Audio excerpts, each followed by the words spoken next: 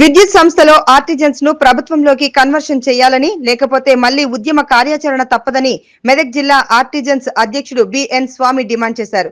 Artisans ను ప్రభుత్వంలోకి తీసుకుంటే ఆర్థిక భారం పడదని CM Revanth Reddy deputy CM చొరవ తీసుకోవాలని, ఆర్టిజన్స్ ను ప్రభుత్వం నిర్లక్ష్యంగా చూస్తే ప్రభుత్వం అప్పులలో ఉందని మాకు తెలుసని, అయినా ఇప్పుడు ఉన్న వేతనాలతో ఆర్టిజన్స్ ను ప్రభుత్వం రెగ్యులరైజ్ చేయాలని మరోసారి డిమాండ్ చేస్తున్నామని తెలిపారు.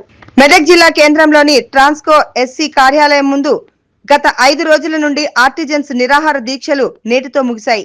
ఈ సందర్భంగా ఆయన విలేకరులతో మాట్లాడుతూ ఆర్టిజన్స్ ఒకే సంస్థను ఒకే రూల్ చేయాలి, అదేవిధంగా స్టాండింగ్ ఆర్డర్ ను వెంటనే రద్దు చేయాలని అన్నారు. ఈ సందర్భంగా జిల్లా ఎస్ఈ డిఈఈ దీక్ష శిబిరాన్ని వచ్చి దీక్షలను విరమించాలని ఆర్టిజన్స్ కు తెలిపారు. ఎస్ఈఈ మీడియాతో మాట్లాడుతూ ఆర్టిజన్స్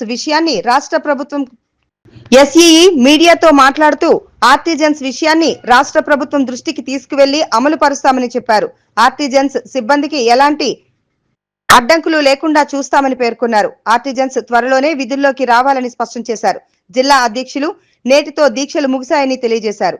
ఈ దీక్షలో మహేందర్ రెడ్డి, చంద్ర, బన్నప్ప, అశోక్, సురేష్, నాగరాజు, మురళి, రాజు రెడ్డి, రాజ్ కుమార్, మహేష్, అశోక్, రాజు, శ్రీనివాస్, రమేష్, కిషోర్, రాకేష్, రామకృష్ణ, సోమశేఖర్ తదితరులు పాల్గొన్నారు. నేను వెళ్ళడము రావడము మీరు దీక్షతో ఎంతో దృఢ దీక్షతో మీరు ఈ చేస్తున్నది దీక్ష రిలే నిరాహార దీక్షలో పాల్గొంటున్నది చాలా గొప్ప విషయమే. కాకపోతే అసలు విషయం ఏంటంటే మీరు చాలా పీస్ఫుల్గా చేస్తున్నారు. మొదటి పాయింట్. రెండవది ఏంటంటే మీ డిమాండ్స్ ఏవైతే ఉన్నాయో అది చట్టపరంగా మన డిపార్ట్మెంట్ ఆఫీషియల్స్, ఐఆర్ ఆఫీషియల్స్ పరిశీలన చేసి తదనుగుణంగా వాళ్ళు నిర్ణయం తీసుకునే విధంగా మీ యొక్క డిమాండ్స్ ఏవైతే ఉన్నాయో నేను పంపించడానికి సిద్ధంగా ఉన్నా.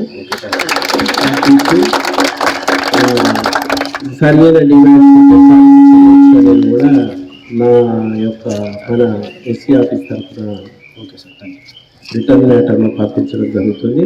కానీ మీరు ఏది చేసినా ఇలాగే తీసుకుని వేయాలి. Okay sir. మీకు ఏదైనా వచ్చేది ఉంటే డిపార్ట్మెంట్ ఖచ్చితంగా